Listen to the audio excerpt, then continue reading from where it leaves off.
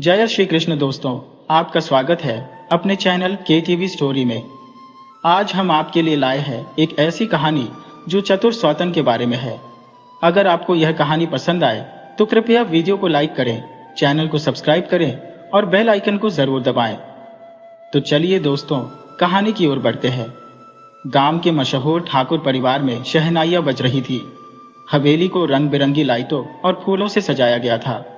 ये मौका था ठाकुर हुकुम सिंह के बड़े बेटे हरेन की शादी का। पूरा गांव इस शादी को देखने के लिए उमड़ पड़ा था। हरेन एक सीधा साधा और नेक दिल का इंसान था, जबकि उसकी मां सावित्री देवी घर की सबसे तेज तर्रार महिला मानी जाती थी। उन्होंने अपने बेटे के लिए एक खूबसूरत, सुसंस्कृत और संस्कारी लड़की ढूंढी थी, मीरा। मीरा की मासूमियत और सादगी ने हर किसी का दिल जीत लिया था, लेकिन किसी को अंदाजा भी नहीं था कि यह शादी उसकी जिंदगी में क्या तूफान लेकर आएगी। जब मीरा की डोली ठाकुर हवेली में पहुंची तो पूरे रीति रिवाजों के साथ उसका स्वागत किया गया। ससुराल की दहलीज पर कदम रखते ही उसने मन में एक संकल्प लिया कि वह इस परिवार को पूरे दिल से अपनाएगी और हमेशा हर किसी का मान सम्मान करेगी। लेकिन उसे नहीं पता था कि उसके स्वागत में मुस्कुराती आंखों के पीछे कोई ऐसा चेहरा भी छुपा है जो उसकी जिंदगी को जहन्नुम बनाने का इरादा रखता है। मीरा की शादी से पहले ही हरेन की पहली पत्नी जया इस घर में थी। हालांकि यह शादी बहुत कम लोगों को पता थी, क्योंकि हरेन ने जया को प्रेम विवाह के चलते अपने घर में गुप्त रूप से रखा था। उसकी मां को इस रिश्ते से कभी सहमति नहीं थी, इसलिए उन्होंने इस शादी को कभी स्वीकार नहीं किया। जया एक चालाक और स्वार्थी महिला थी, जिसने हरेन को प्रेम के जाल में फंसाकर शादी तो कर ली थी, लेकिन वह हवेली की मालकिन नहीं बन पाई थी। जब सावित्री देवी ने मीरा को बहू बनाकर घर में लाने का फैसला किया तो जया के मन में ईर्ष्या की आग जल उठी। मीरा को कुछ दिनों तक सब कुछ सामान्य लगा। वह पूरे दिल से घर के सभी कामों में हाथ बटाने लगी। उसकी सादगी और मीठे स्वभाव ने नौकर चाकर से लेकर घर के अन्य सदस्यों तक को उसका कायल बना दिया।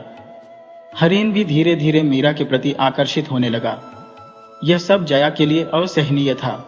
उसे डर था कि अगर हरेन का मन मीरा में रम गया तो वह हमेशा के लिए पराई हो जाएगी।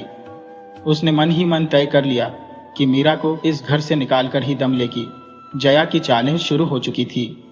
एक दिन जब मीरा रसोई में खाना बना रही थी तो अचानक उसकी नजर खिड़की पर खड़ी एक परछाई पर पड़ी।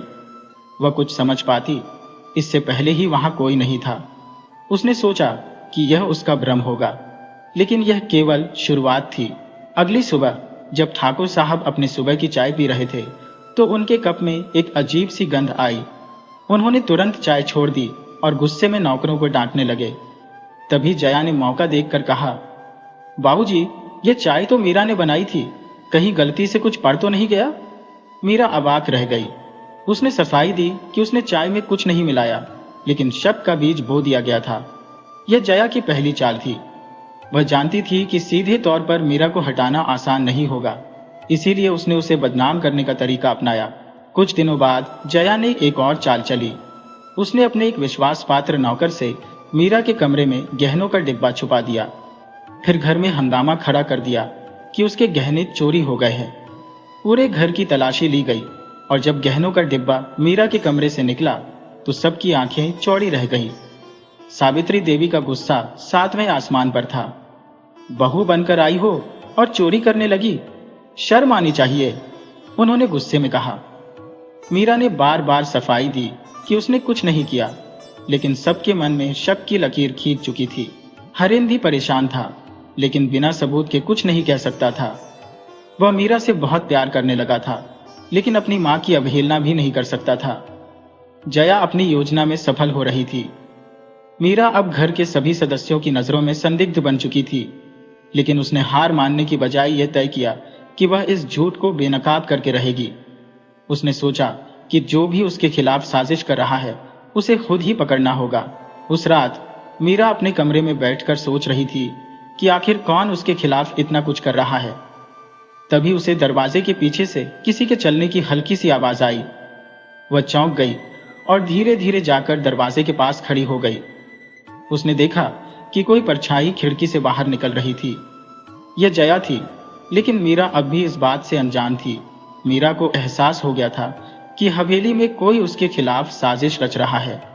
अब वह पूरी तरह सतर्क हो गई थी।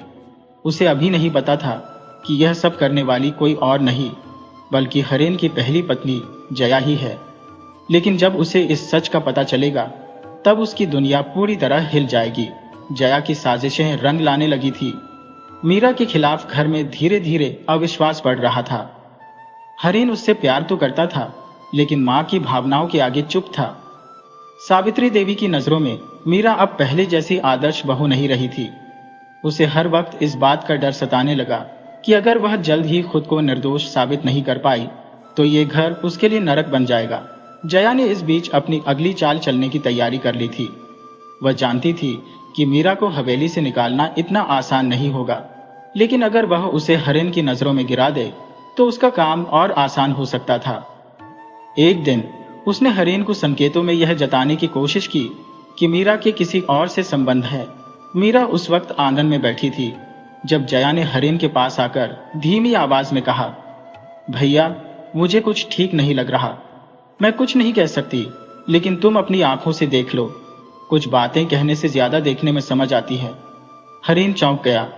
उसने जया से साफ साफ कहने को कहा, लेकिन वह बस इतना कहकर चली गई कि वह सबूत के बिना कुछ नहीं कह सकती।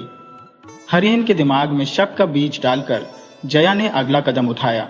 रात होते ही जया ने हवेली के नौकर रघु को बुलाया। रघु पर उसे पूरा भरोसा था, क्योंकि उसने कई बार उसके छोटे मोटे काम किए थे। जया ने उसे कुछ पैसे देकर कहा, कल रात तुम मीरा के कमरे के पास जाओ और वहां उसकी किसी से बातचीत का बहाना बनाकर शोर मचाओ। मैं बाकी संभाल लूंगी। रघु ने वैसा ही किया। आधी रात को जब सब गहरी नींद में थे, तब अचानक हवेली में शोर मच गया। रघु मीरा के कमरे के बाहर खड़ा था और जोर जोर से कह रहा था, छोड़ो मुझे, मैं यहाँ चोरी करने नहीं आया, मुझे गलत मत समझो। मीरा अचानक नींद से जागी और दरवाजा खोलते ही चौंक गई। रघु की यह हालत देखकर पूरे घर वाले भी जाग गए। सावित्री देवी, हरेन और बाकी सभी लोग दौड़कर वहां पहुंच गए। हरेन ने गुस्से में आकर रघु को पकड़ लिया और कड़क आवाज में पूछा, साफ साफ बता, यहां क्या कर रहा था? रघु ने झूठी घबराहट दिखाते हुए कहा, मुझे मीरा बीवी ने बुलाया था, मैं यहां से जा ही रहा था कि आपने पकड़ लिया। मीरा हक्का बक्का रह गई। यह झूठ बोल रहा है, मैंने इसे नहीं बुलाया। उसने सफाई देने की कोशिश की, लेकिन सावित्री देवी की नजरों में उसके लिए पहले से ही अविश्वास बैठ चुका था। जया ने मौका देखकर आग में घी डाल दिया। बाबूजी, मुझे तो पहले से शक था कि कुछ गड़बड़ है। कोई लड़की आधी रात को किसी नौकर को अपने कमरे में क्यों बुलाएगी?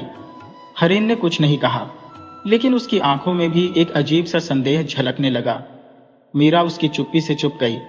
मीरा ने रघु को ध्यान से देखा। उसे महसूस हुआ कि वह कुछ छुपा रहा है।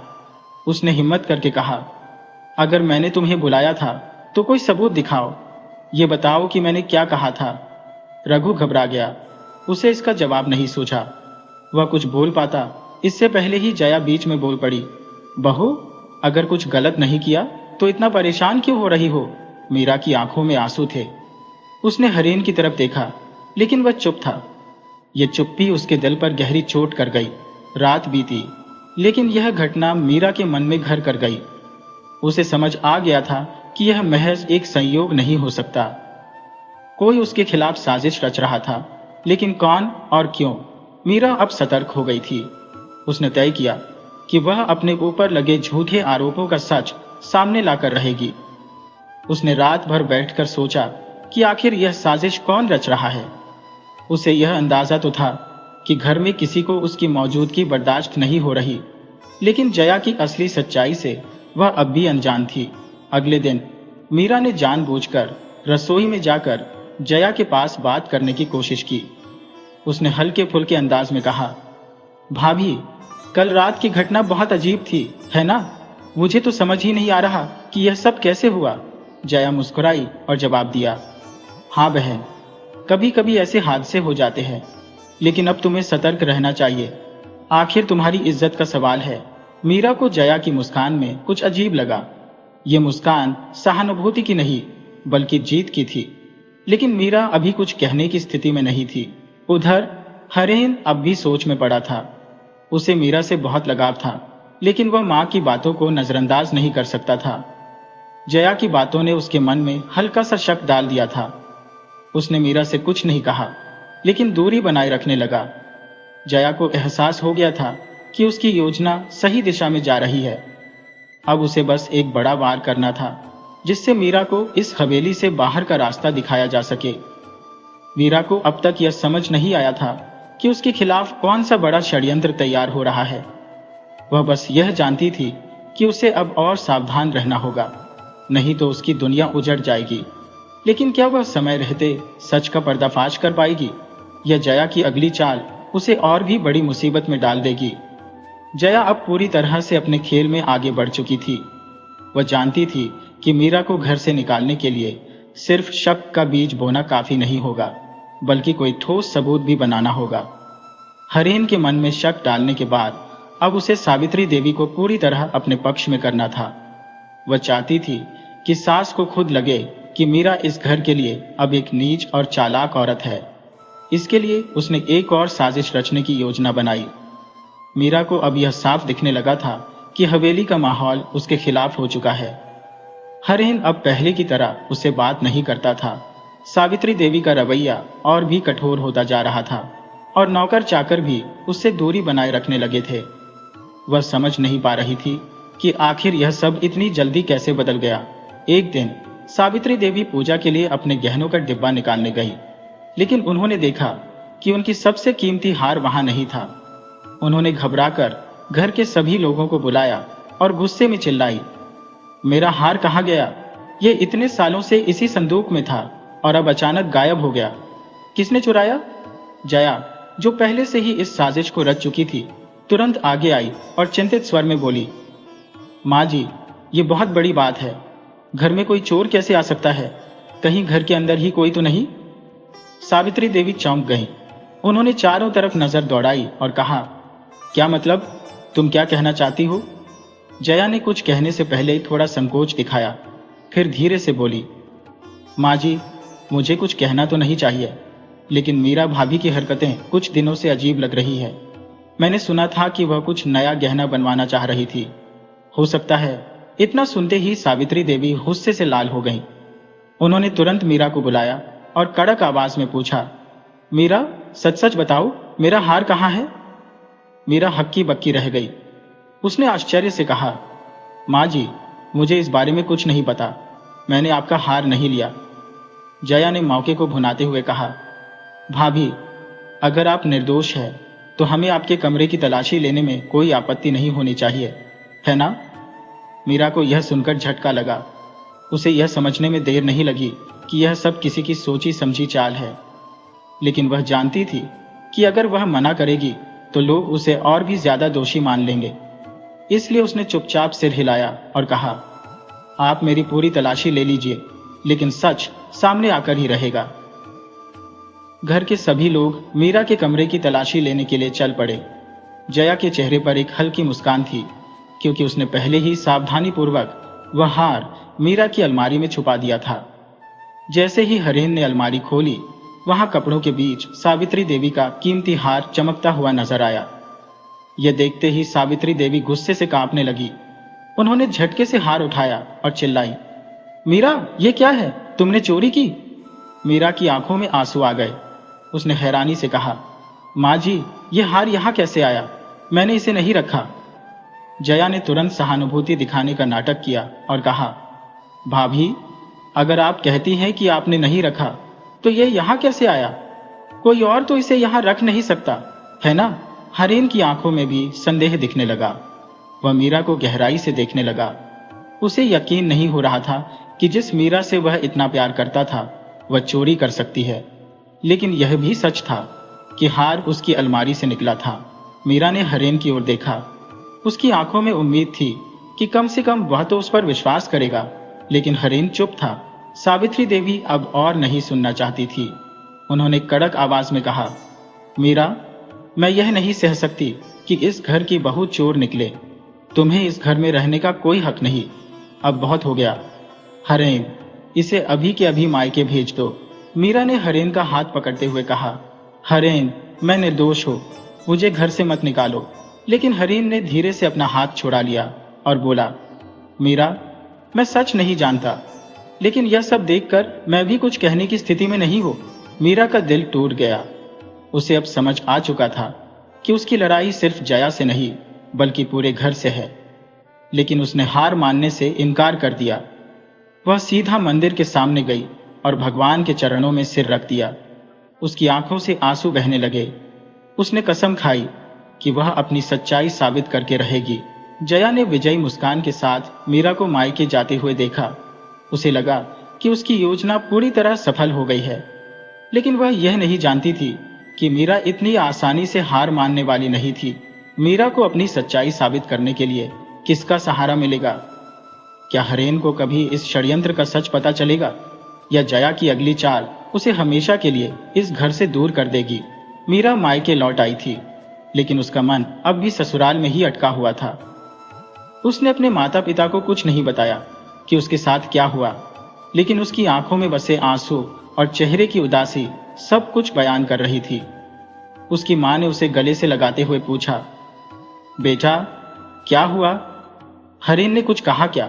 मीरा ने जबरन मुस्कान लाते हुए कहा, नहीं मां, बस थोड़ी थकान लग रही है। मां जानती थी कि उसकी बेटी कुछ छुपा रही है, लेकिन उसने जबरदस्ती कुछ पूछना सही नहीं समझा। मीरा अपने कमरे में जाकर बिस्तर पर गिर पड़ी और सोचने लगी, आखिर यह सब मेरे साथ क्यों हो रहा है? मैंने तो हमेशा घर की भलाई के लिए सोचा, फिर भी मुझे ही दोषी ठहरा दिया गया। इधर जया हवेली में अपनी जीत का जश्न मना रही थी। सावित्री देवी अब पूरी तरह से उसके पक्ष में थी और हरेन भी मीरा के बारे में ज्यादा बात नहीं करता था। नौकर चाकर भी जया को ही घर की असली मालकिन मानने लगे थे, लेकिन हरेन के मन में अब भी कुछ सवाल उठ रहे थे। उसने सोचा, मीरा क्या सच में ऐसा कर सकती है? क्या मैंने सही किया उसे जाने देने में? उसके मन में कई बार यह ख्याल आया कि वह मीरा से बात करे, लेकिन हर बार उसे जया के शब्द याद आते। अगर उसने चोरी नहीं की तो हार उसकी अलमारी में कैसे आया? यह सोचकर वह खुद को शांत कर लेता। जया को लगा कि अब मीरा हमेशा के लिए इस घर से बाहर हो चुकी है, लेकिन उसे पूरी तरह निश्चिंत होने के लिए एक आखिरी चाल चलनी थी। उसने सोचा कि अगर हरेन मीरा से मिलने गया तो कहीं ना कहीं उसके मन में सच्चाई जानने की इच्छा जाग सकती है। इसीलिए उसे हरेन का ध्यान पूरी तरह से अपने ऊपर केंद्रित करना था। एक दिन जब हरेन ऑफिस से लौटा तो जया जानबूझकर सीढ़ियों से गिरने का नाटक करने लगी। वह जोर से चिल्लाई, हरेन, बचाओ! हरेन दौड़कर उसके पास पहुंचा। जया दर्द से कराह रही थी। डॉक्टर को बुलाया गया, जिसने बताया कि उसके पैर में हल्की मोच आ गई है और उसे कुछ दिनों तक आराम करना होगा। जया के चेहरे पर दर्द के साथ एक हल्की मुस्कान भी थी। अब हरेन पूरी तरह से उसकी देखभाल में व्यस्त हो जाएगा और मीरा को भूल जाएगा। उसने हरेन से प्यार से कहा, अब मैं कुछ भी काम नहीं कर पाऊंगी, तुम मेरे साथ बैठोगे ना? हरेन ने सिर हिलाया और वहीं बैठ गया। इस बहाने से जया ने हरेन का ध्यान पूरी तरह अपनी ओर खींच लिया। वह अब अपने मकसद में सफल हो चुकी थी। दूसरी ओर मीरा अपने मायके में चुपचाप बैठी नहीं रह सकती थी। उसे अपनी बेगुनाही साबित करनी थी। उसने सोचा, अगर मैंने हार की चोरी नहीं की तो फिर किसने की, और वह हार मेरी अलमारी में कैसे पहुंचा? उसे यह बात समझने में देर नहीं लगी कि यह जया की चाल हो सकती है। मीरा ने तय किया कि वह किसी भी हाल में सच का पता लगाएगी।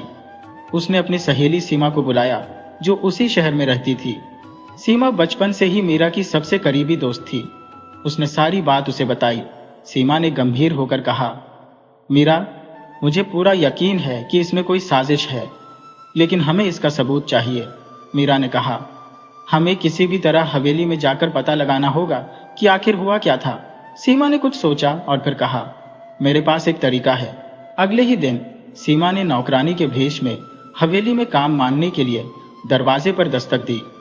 क्योंकि हवेली में पहले से ही काम करने वाली एक नौकरानी कुछ दिनों के लिए गांव गई थी, इसलिए सावित्री देवी ने उसे काम पर रख लिया। अब सीमा के पास मौका था सब कुछ करीब से देखने का। जया को इस नई नौकरानी पर शक तो हुआ, लेकिन वह ज्यादा ध्यान नहीं दे सकी, क्योंकि वह हरेन का भरोसा पूरी तरह जीतने में लगी थी। सीमा ने धीरे धीरे हवेली में सबकी गतिविधियों पर नजर रखनी शुरू कर दी। एक रात जब सभी सो चुके थे, तो सीमा ने चुपके से जया के कमरे में जाने का सोचा, लेकिन तभी उसने देखा कि जया अपने कमरे में अकेले बैठकर खुद से बातें कर रही थी। मीरा को निकालना आसान था, लेकिन अब हरेन को पूरी तरह अपना बनाने में थोड़ी मेहनत लगेगी। सीमा को पूरा यकीन हो गया कि यही असली अपराधी है। उसने धीरे से अपने फोन में ये सब रिकॉर्ड कर लिया।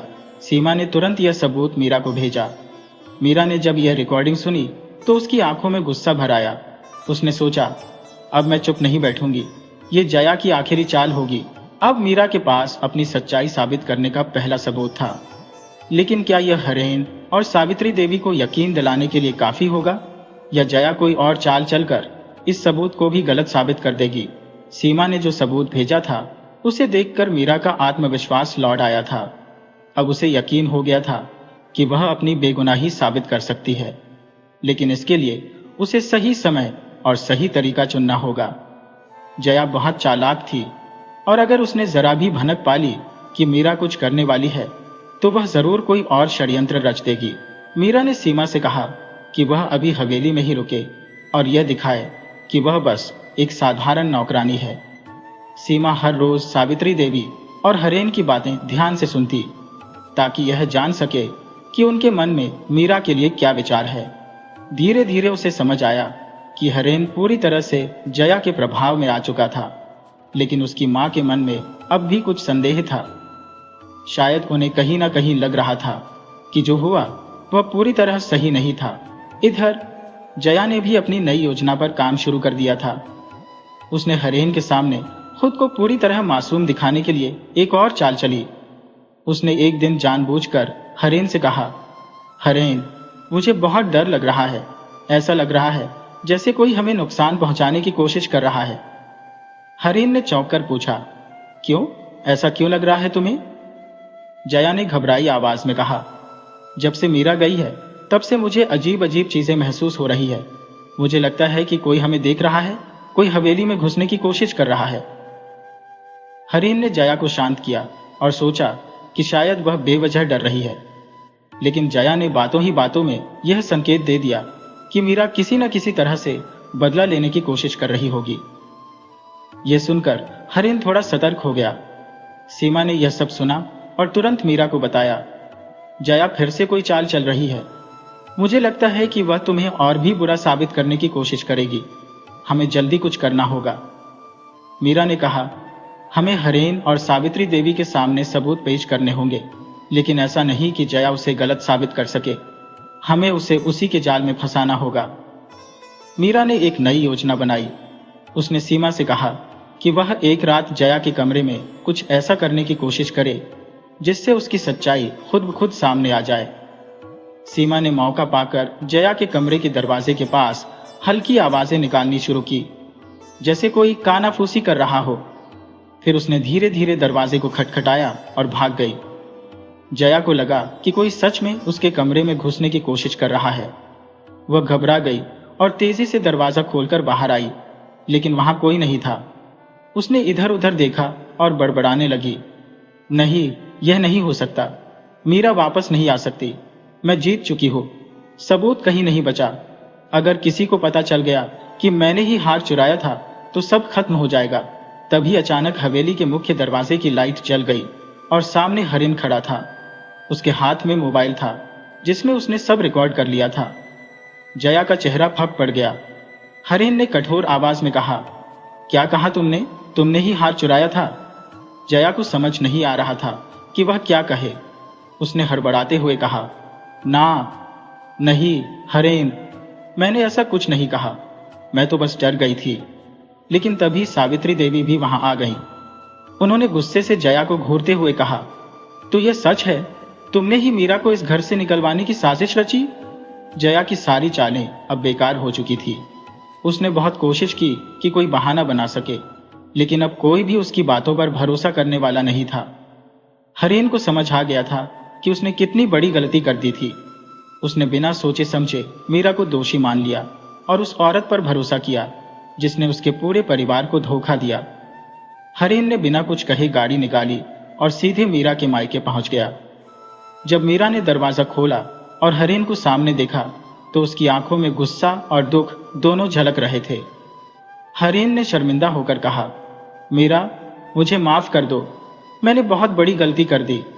मुझे समझ ही नहीं आया कि कौन अपना था और कौन पराया। जया ने हम सबको धोखा दिया। अगर तुम चाहो तो मुझे माफ मत करना, लेकिन प्लीज वापस चलो। ये घर तुम्हारा है, हमेशा तुम्हारा था। मीरा की आंखों में आंसू थे। वह बहुत कुछ कहना चाहती थी, लेकिन उसके शब्द नहीं निकल रहे थे। उसके माता पिता ने उसे समझाया, बेटा, जब सच की जीत हो गई तो अब तुम्हें अपनी जगह वापस लेनी चाहिए। मीरा ने हरेन को देखा और उसकी आंखों में पछतावे की गहराई देखकर वह चुपचाप गाड़ी में बैठ गई। हवेली पहुंचने पर जब मीरा अंदर आई तो सावित्री देवी ने उसे देखते ही गले लगा लिया। उन्होंने कहा, बेटा, मैं समझ नहीं पाई कि असली दोषी कौन था, मुझे माफ कर दो। मीरा ने उनकी ओर देखा और सिर झुका लिया। वह कुछ नहीं कह पाई, लेकिन उसकी आंखों में अब भी दर्द था। जया को हवेली से निकाल दिया गया। हरेन ने उसे आखिरी बार चेतावनी दी, तुमने जो किया उसके लिए मैं कभी तुम्हें माफ नहीं कर सकता। अब से इस घर में तुम्हारे लिए कोई जगह नहीं है। जया ने बहुत मिन्नतें की, लेकिन अब कोई उसे सुनने वाला नहीं था। मीरा को इंसाफ मिल गया था, लेकिन उसकी आंखों में अभी भी सवाल थे। क्या हरेन पर फिर से भरोसा किया जा सकता था? क्या एक बार टूटा रिश्ता फिर से जुड़ सकता था? क्या वह इस हवेली को फिर से अपना घर मान सकेगी? सत्य की जीत हो चुकी थी, लेकिन इस रिश्ते की अग्नि परीक्षा अभी भी बाकी थी। मीरा हवेली में लौट आई थी, लेकिन उसके दिल में अभी भी कई सवाल थे। क्या हरेन सच में बदल गया था? क्या वह अब उस पर भरोसा कर सकती थी? क्या यह वही घर था जहां से उसे अपमानित करके निकाला गया था? जब वह हवेली में दाखिल हुई तो वहां सब कुछ बदला बदला सा लग रहा था। सावित्री देवी अब पहले की तरह सख्त नहीं दिख रही थी। उनका चेहरा पश्चाताप से भरा हुआ था। हरेन भी हर पल उसके पास रहने की कोशिश कर रहा था, लेकिन मीरा के मन में अब भी एक दूरी बनी हुई थी। जया के जाने के बाद हवेली में अजीब सा सन्नाटा था। हर कोई समझ चुका था कि उन्होंने कितनी बड़ी भूल की थी। हरेन हर वक्त मीरा को यह एहसास दिलाने की कोशिश करता कि वह अब पहले जैसी नहीं रही। वह अब अपनी गलती सुधारना चाहता था, लेकिन क्या सब कुछ पहले जैसा हो सकता था? मीरा ने खुद को समझाने की कोशिश की कि वह बदला लेने नहीं आई थी। वह यहां सिर्फ अपना सम्मान वापस पाने आई थी। लेकिन सम्मान तो वापस मिल सकता था, क्या प्यार भी वापस आ सकता था? एक रात मीरा अपने कमरे में बैठी थी जब हरेन उसके पास आया। वह चुपचाप उसके पास बैठ गया। दोनों के बीच एक गहरी खामोशी थी। फिर हरेन ने धीरे से कहा, मीरा, मैं जानता हूं कि मैंने जो किया उसे माफ करना आसान नहीं है, लेकिन मैं सच में चाहता हूं कि तुम मुझे एक मौका दो। मैं चाहता हूं कि हम फिर से एक नई शुरुआत करें। मीरा ने उसकी आंखों में देखा। वहां सच में पछतावा था, लेकिन क्या पछतावे से सब कुछ ठीक हो सकता था? उसने धीमी आवाज में कहा, हरेन, विश्वास टूटने में एक पल लगता है, लेकिन उसे वापस बनाने में जिंदगी लग जाती है। हरेन ने सिर झुका लिया। उसने खुद ही अपने रिश्ते को तोड़ा था, अब उसे ही इसे फिर से जोड़ना था। वह हार नहीं मानना चाहता था। उसने मीरा के लिए छोटी छोटी चीजें करना शुरू किया। वह उसकी पसंद का खाना बनवाता, उसके हर काम में मदद करता, और यहां तक कि उसके बिना कहे भी उसकी भावनाओं को समझने की कोशिश करता। मीरा यह सब देख रही थी, लेकिन उसके दिल में अब भी एक अजीब सी कशमकश थी। एक दिन सावित्री देवी ने मीरा को अपने कमरे में बुलाया।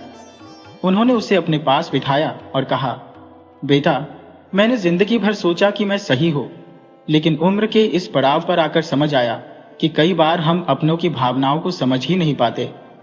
मैंने तुम्हारे साथ बहुत अन्याय किया, लेकिन मैं चाहती हूं कि तुम मुझे मां की तरह माफ कर दो, सिर्फ बहू की तरह नहीं। मीरा के दिल में जो कठोरता थी वह थोड़ी नरम पड़ी। उसने पहली बार महसूस किया कि शायद इस घर में अब उसके लिए सच्ची जगह बन रही है। लेकिन उसका दिल अभी भी हरेन के लिए सा नहीं हुआ था। हरेन ने हार नहीं मानी। एक दिन उसने मीरा को खेतों की सैर के लिए चलने को कहा। मीरा को लगा कि शायद वह उसे मनाने की एक और कोशिश कर रहा है, लेकिन उसने चुपचाप हामी भर दी।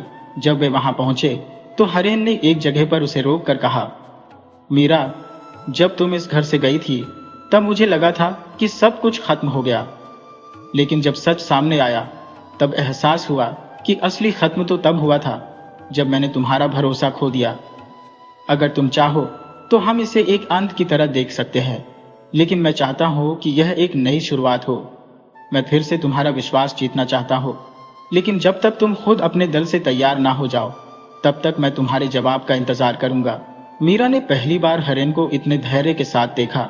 उसे लगा कि वह सच में बदल रहा है, लेकिन क्या वह उसे दूसरा मौका देने के लिए तैयार थी? समय बीतता गया। हरेन अपनी कोशिशों में लगा रहा। धीरे धीरे मीरा ने भी महसूस किया कि उसका गुस्सा और दर्द कम हो रहा है। एक दिन हवेली में किसी ने मीरा को हरेन के कमरे में देखा। वह चुपचाप उसके पास बैठी थी और हरेन हल्की मुस्कान के साथ उसकी ओर देख रहा था। शायद यह अंत नहीं था, शायद यह एक नई शुरुआत थी। कहानी हमें यह सिखाती है कि विश्वास किसी भी रिश्ते की नींव होता है। एक बार टूटने पर उसे जोड़ना मुश्किल होता है, लेकिन सच्चा पछतावा, धैर्य और सही प्रयास से इसे दोबारा पाया जा सकता है। चतुराई और चालाकी से रिश्ते जीते नहीं जाते, बल्कि सच्चाई और समझदारी ही किसी भी संबंध को मजबूत बनाती है। इस कहानी में मीरा ने अपमान सहकर भी धैर्य और आत्मसम्मान नहीं छोड़ा, और हरेन ने अपनी गलती से सीख लेकर खुद को बदलने का प्रयास किया। अंततः सच्चे संबंध वही होते हैं जो समय की कसौटी पर खरे उतरते हैं।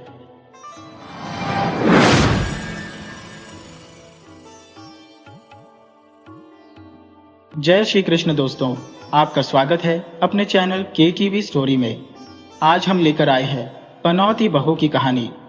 अगर आपको हमारी यह कहानी पसंद आए तो कृपया वीडियो को लाइक करके चैनल को सब्सक्राइब करें और बेल आइकन को जरूर दबाएं।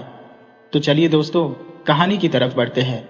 गांव के एक प्रतिष्ठित परिवार की बहू बनने जा रही नलिनी को क्या पता था कि उसकी शादी के साथ ही उसके जीवन में एक ऐसा अभिशाप चिपक जाएगा जिससे पीछा छुड़ाना नामुमकिन हो जाएगा। उसकी शादी बड़े धूमधाम से हुई थी। पूरा गांव यह देखने आया था कि ठाकुर परिवार के बड़े बेटे अजय की पत्नी कैसी होगी। नलिनी देखने में सुंदर, सुशील और शांत स्वभाव की लड़की थी।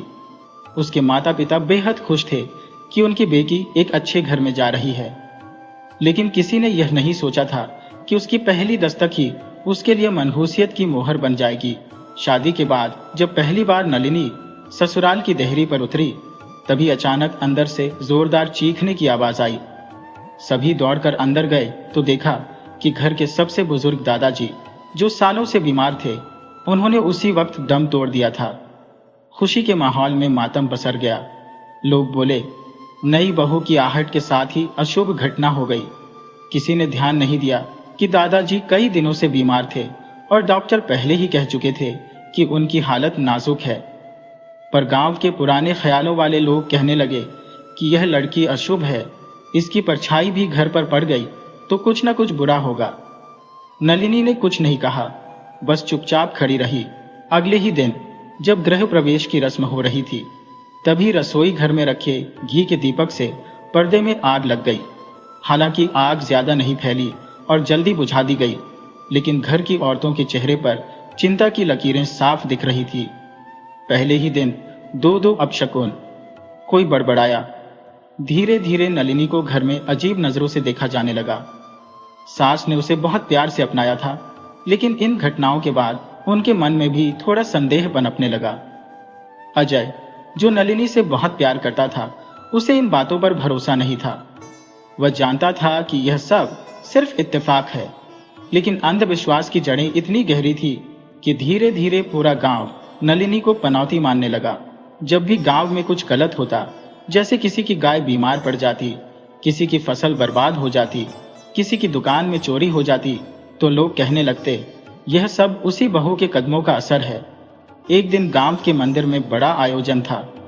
नलिनी भी वहां जाने के लिए तैयार हुई, लेकिन जैसे ही वह मंदिर के पास पहुंची, वहां की सबसे ऊंची घंटी जोर से नीचे गिर पड़ी और चकनाचूर हो गई। यह देखकर पूरा गांव सनसनी में आ गया। पुजारी ने माथे पर हाथ रखा और बोला, इतने सालों में ऐसा कभी नहीं हुआ।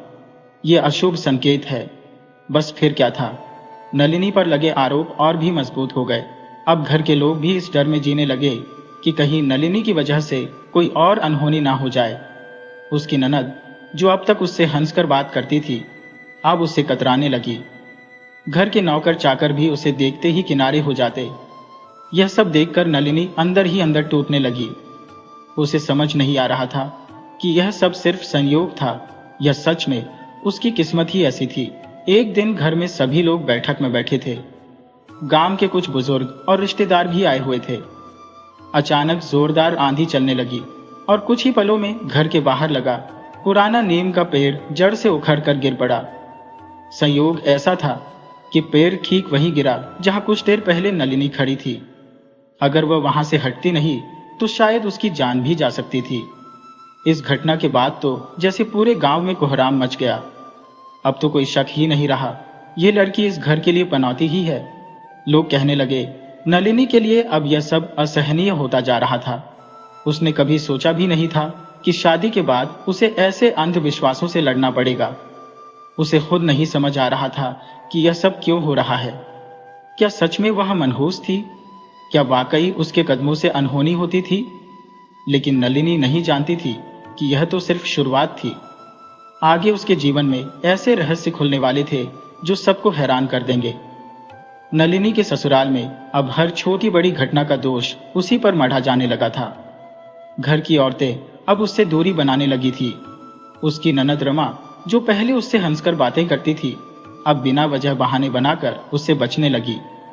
नौकर चाकर भी नलिनी को देखते ही किनारे हट जाते, जैसे अगर उन्होंने उससे ज्यादा बात की तो वे भी किसी मुसीबत में फंस जाएंगे। अजय को यह सब देखकर बहुत दुख होता था, लेकिन घर के बुजुर्गों के सामने कुछ कहने की हिम्मत नहीं जुटा पाता था। सबसे ज्यादा तकलीफ नलिनी को तब हुई जब उसकी सास, जो अब तक उसका साथ दे रही थी, अब चुपचाप सब कुछ सहने लगी थी।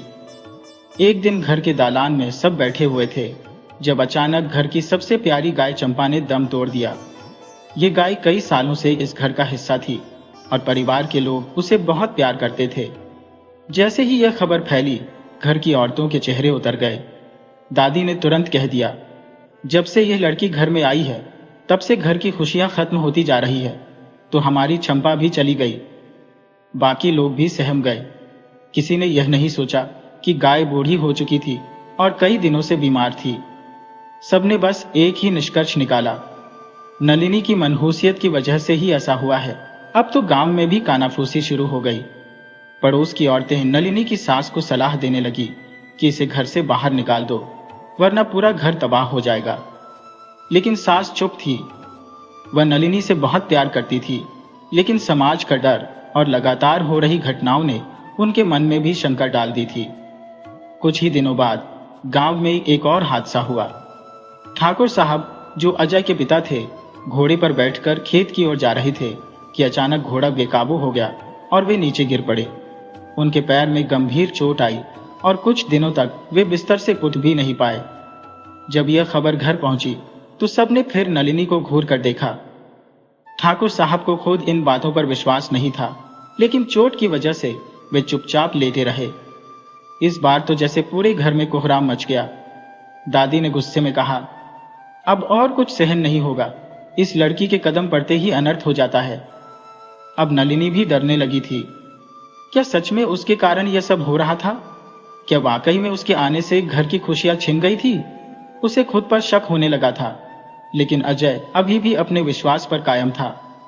उसने नलिनी को समझाया, यह सब इत्तेफाक है, तुम्हें खुद पर शक करने की जरूरत नहीं। लेकिन नलिनी के अंदर डर बैठ चुका था। वह खुद को कोसने लगी थी। गांव के लोग भी अब खुलकर कहने लगे थे कि इस बहू को घर से निकाल देना चाहिए। कुछ औरतें तो मंदिर में जाकर पुजारी से इसका समाधान पूछने लगी। पुजारी ने कहा, जब भी किसी के घर में ऐसी अनहोनी बार बार होने लगे तो उसे शुद्धिकरण करवाना चाहिए। बस फिर क्या था, पूरे गांव में खबर फैल गई कि नलिनी का शुद्धिकरण होगा। घर में एक बड़ा हवन करवाया गया। नलिनी को बीच में बैठाया गया और उसके चारों ओर पंडितों ने मंत्रोच्चार शुरू कर दिया। गांव के कई लोग इस तमाशे को देखने के लिए इकट्ठा हो गए थे।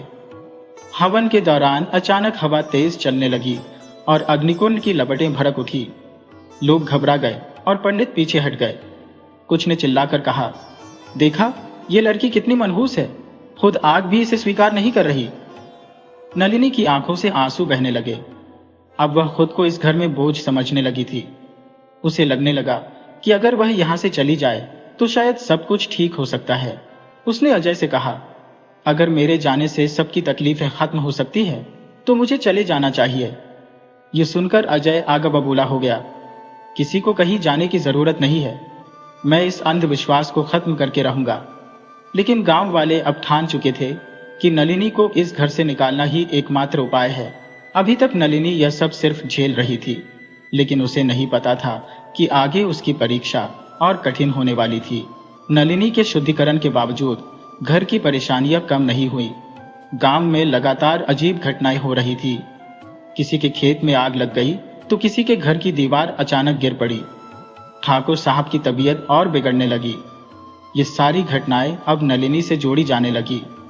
घर की औरतें उसे देखते ही चुप हो जाती और दूर हट जाती। नौकरों को आदेश दिया गया कि नलिनी के हाथ का पानी भी न पिए। रमा, जो कभी उसकी बहन जैसी थी, अब उससे आंखें तक नहीं मिलाती थी। नलिनी खुद को चारों तरफ से घिरा हुआ महसूस कर रही थी। अजय इन सब बातों से परेशान था। उसने कई बार माँ और दादी से समझाने की कोशिश की कि यह सब मात्र संयोग है, लेकिन अंधविश्वास इतना गहरा था कि कोई उसकी बात सुनने को तैयार नहीं था। एक दिन ठाकुर साहब की तबीयत अचानक बहुत बिगड़ गई। गांव के वैद्य ने उन्हें देखकर कहा कि यह किसी बुरी शक्ति का प्रभाव है। यह सुनते ही दादी ने रोते हुए कहा, हम सब ने कहा था कि इस लड़की के कदम अशुभ है, लेकिन किसी ने हमारी बात नहीं मानी। इस बार ठाकुर साहब भी चुप नहीं रहे। उन्होंने बिस्तर पर पड़े पड़े ही फैसला सुना दिया। अगर नलिनी के जाने से यह सब रुक सकता है तो इसे जाना ही होगा।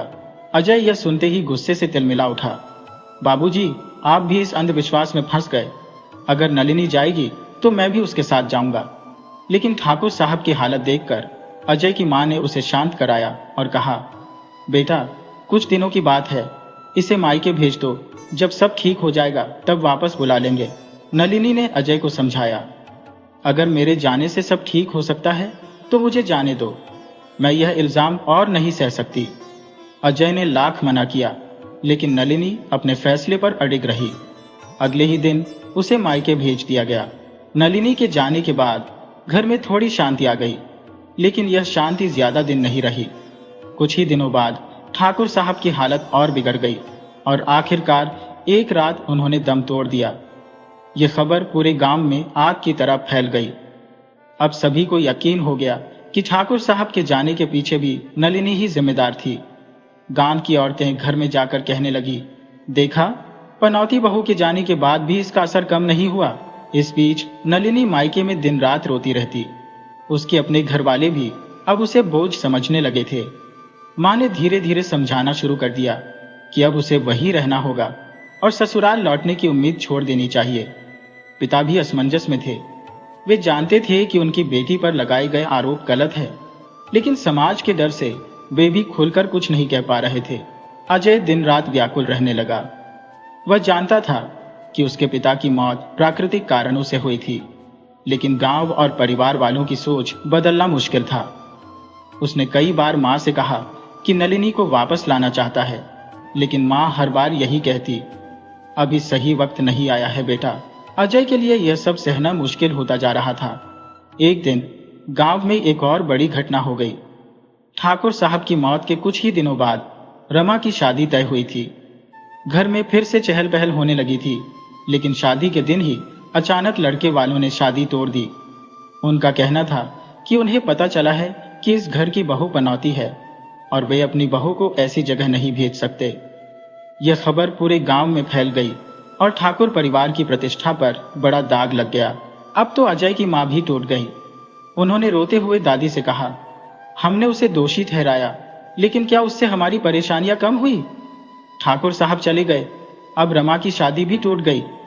यह सब नलिनी के कारण नहीं हुआ, यह तो हमारी ही गलत सोच थी। दादी ने पहली बार चुपचाप सिर झुका लिया।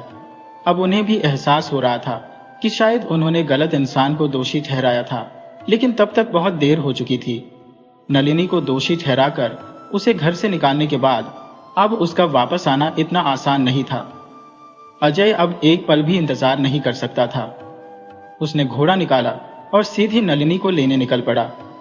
वह जानता था कि अब भी कुछ लोग विरोध करेंगे, लेकिन इस बार वह पीछे नहीं हटने वाला था। वह नलिनी को अपने साथ वापस लाएगा। चाहे जो हो जाए। लेकिन उसे नहीं पता था कि नलिनी के घर पहुंचकर उसे जो देखने को मिलेगा वह उसकी उम्मीदों से परे होगा। अजय जैसे ही नलिनी के मायके पहुंचा, उसे घर के बाहर सन्नाटा पसरा हुआ मिला। दरवाजे पर दस्तक दी तो उसकी सास बाहर आई। उनके चेहरे पर चिंता और थकान साफ झलक रही थी। अजय को देखकर वह चौंक गई, लेकिन उन्होंने बिना कुछ कहे दरवाजा खोल दिया। अजय अंदर दाखिल हुआ तो देखा कि नलिनी एक कोने में चुपचाप बैठी थी। उसका चेहरा उतरा हुआ था, आंखें सूजी हुई थी, जैसे वह रातों रात रोती रही हो। अजय ने उसके पास जाकर धीरे से कहा, नलिनी, चलो घर वापस चलते हैं। नलिनी ने धीरे से उसकी ओर देखा। उसकी आंखों में दर्द और अविश्वास था। क्या सच में तुम मुझे लेने आए हो? वहां कोई मेरा इंतजार कर रहा है? उसकी आवाज कांप रही थी। अजय ने उसका हाथ थाम लिया। हाँ, मैं तुम्हें लेने आया हूं। मैंने बहुत देर कर दी, लेकिन अब मैं तुम्हें अकेला नहीं छोड़ूंगा। अजय की सास ने यह सुना तो उनके चेहरे पर चिंता की लकीरें और गहरी हो गई। बेटा, क्या तुम्हें यकीन है कि वहां जाकर सब ठीक रहेगा? तुम्हारी माँ और दादी अभी भी मुझे दोष देती है कि मैंने अपनी पनौती बेटी को तुम्हारे घर भेजा। अगर वे फिर से उसे ताने मारे तो वह कैसे सह पाएगी? अजय ने दृढ़ता से कहा। अब कोई नलिनी पर उंगली नहीं उठाएगा। मैं वहां हूं और मैं अब किसी को भी अंधविश्वास के नाम पर उसे सताने नहीं दूंगा। अजय ने नलिनी का हाथ पकड़कर उसे उठाया और बाहर की ओर बढ़ा।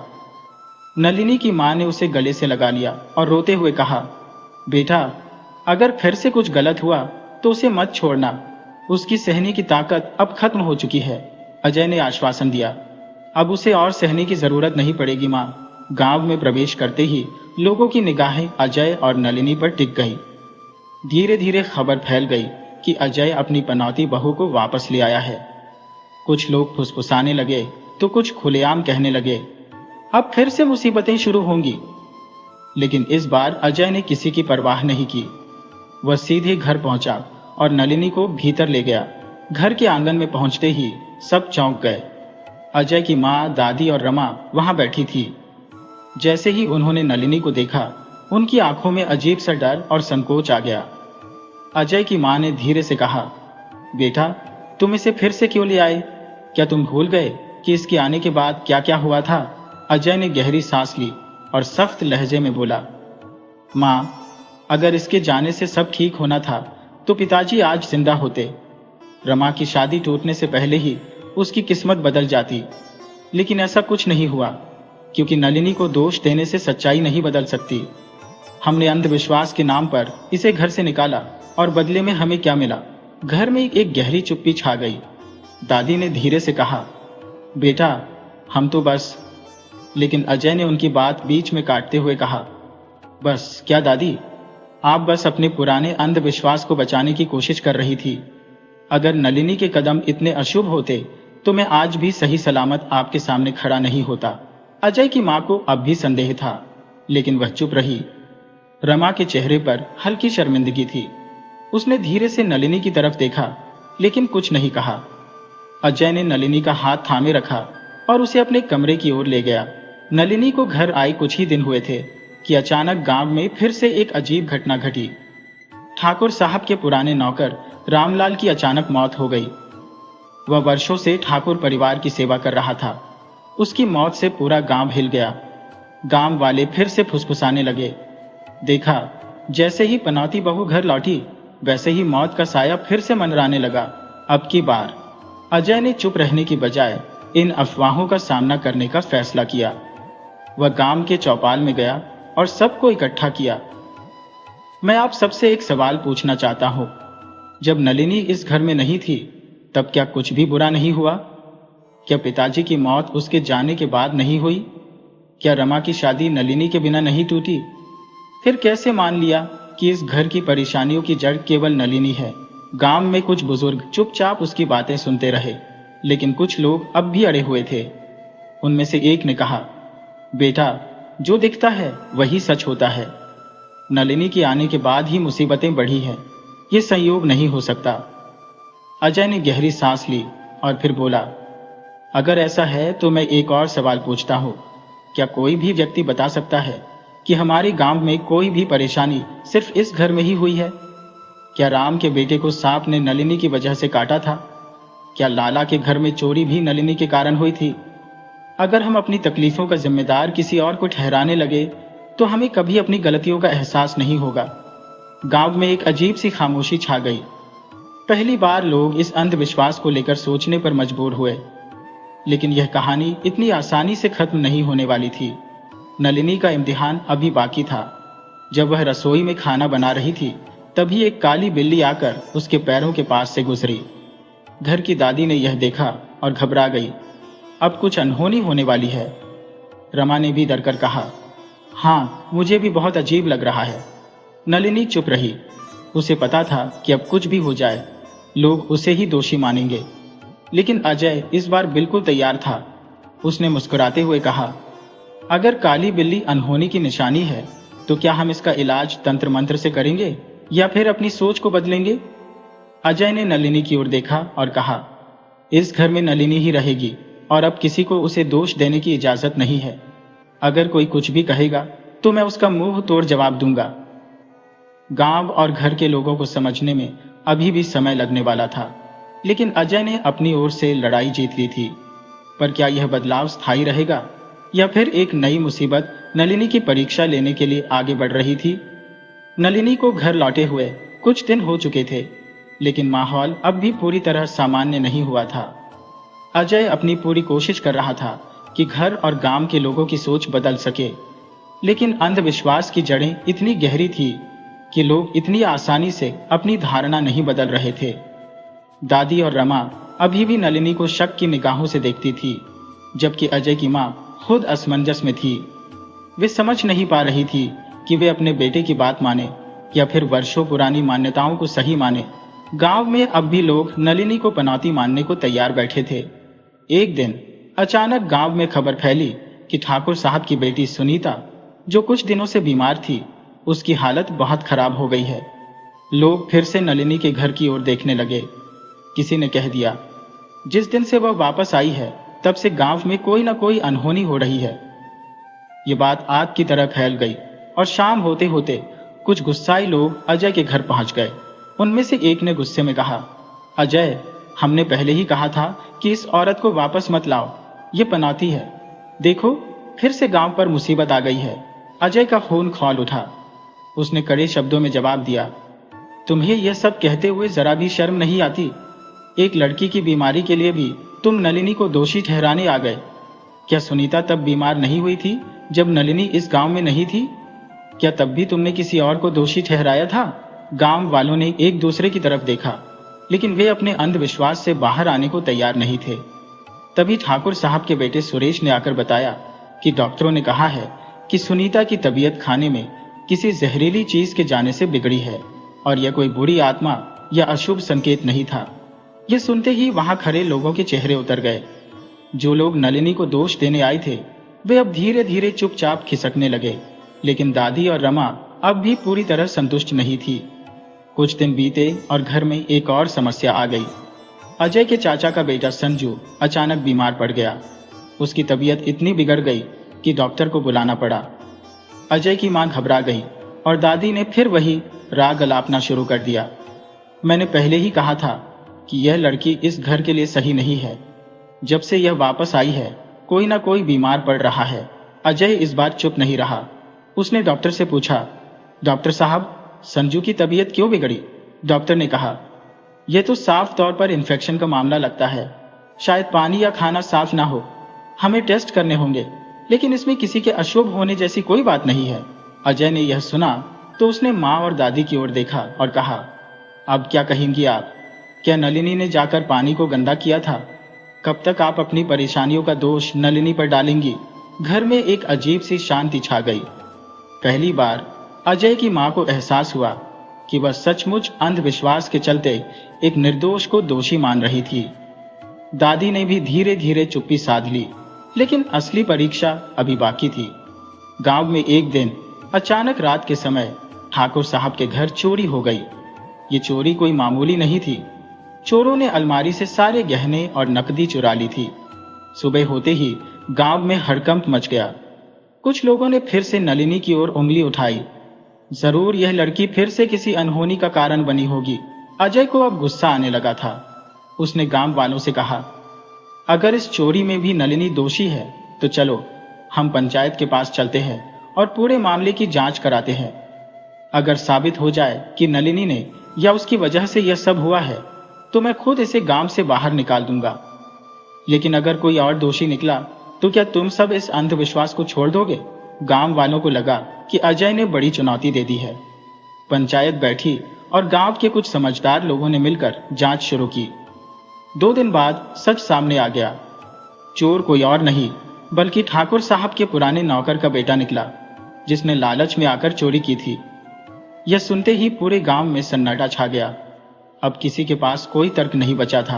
अजय ने गुस्से से कहा, अब बताओ, क्या अब भी नलिनी को दोष दोगे या फिर यह मानोगे कि तुम्हारा अंधविश्वास ही असली दोषी है? गांव में पहली बार लोग सोचने लगे कि शायद वे अब तक गलत थे। नलिनी को बेवजह दोषी ठहराया जा रहा था। धीरे धीरे गांव की औरतें भी अपनी सोच बदलने लगी। रमा, जो अब तक नलिनी को दोषी मानती थी, वह भी धीरे धीरे उसकी तरफ झुकने लगी। अजय की मां ने एक दिन नलिनी को अपने पास बुलाया और धीरे से कहा, बेटा, मैंने तुझे बहुत कष्ट दिए, मैं तेरा दोषी हूं, क्या तू मुझे माफ कर पाएगी? नलिनी की आंखें भर आई। उसने झुककर अपनी सास के पैर छू लिए और कहा, मां, आपका मुझसे कोई दोष नहीं है, बस अब आप मुझ पर भरोसा रखिए। दादी भी पूरी तरह नहीं बदली थी, लेकिन उन्होंने भी नलिनी पर ताने मारना बंद कर दिया।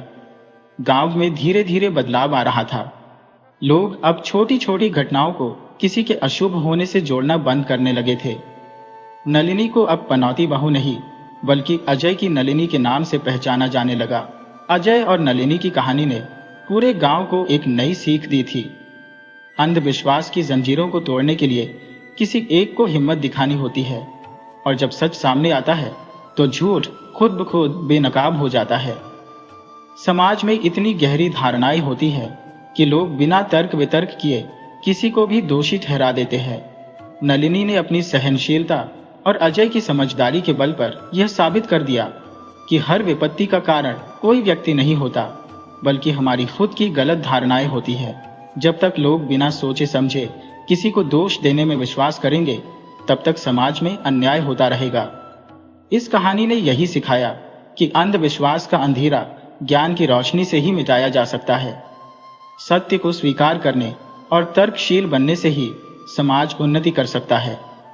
नलिनी ने सिर्फ खुद को निर्दोष साबित नहीं किया, बल्कि पूरे गांव की सोच बदल दी। इस बदलाव की सबसे बड़ी सीख यही है कि भाग्य और दुर्भाग्य इंसान की सोच और कर्मों से तय होते हैं, न कि किसी व्यक्ति की उपस्थिति से। अंधविश्वास का अंत तब होता है जब हम तर्क को अपनाते हैं और सच्चाई की राह पर चलते हैं।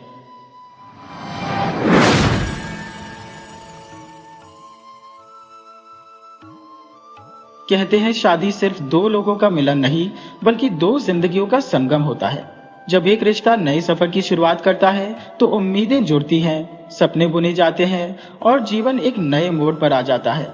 लेकिन क्या हो जब इस रिश्ते में एक ऐसा रहस्य छिपा हो जो न केवल विश्वास को डगमगा दे बल्कि पूरे परिवार को असमंजस में डाल दे?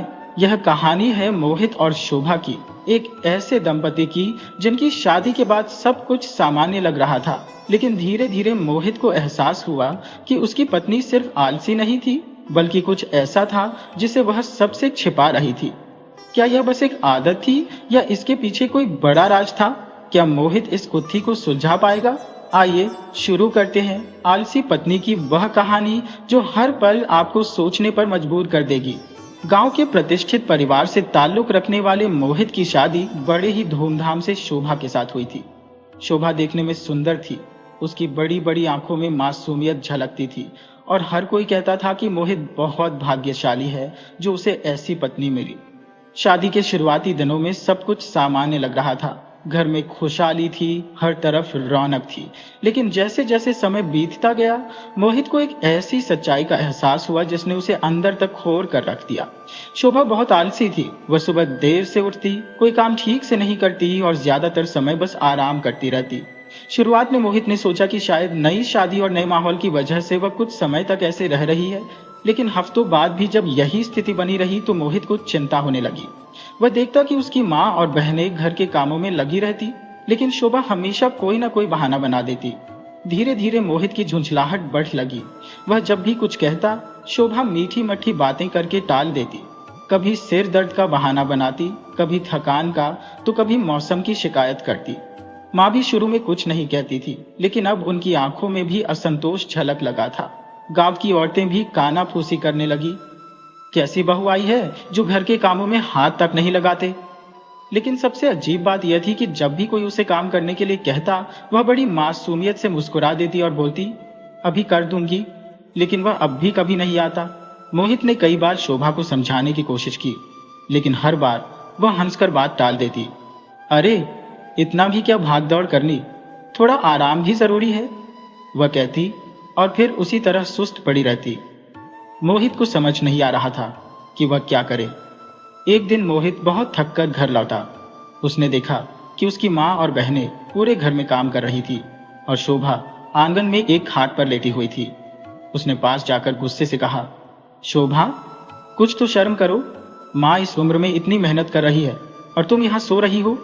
शोभा ने आंखें खोली, हल्की सी मुस्कान दी और बोली, मोहित, मैं बहुत थक गई थी, जरा लेट गई, अभी उठकर सब कर लूंगी।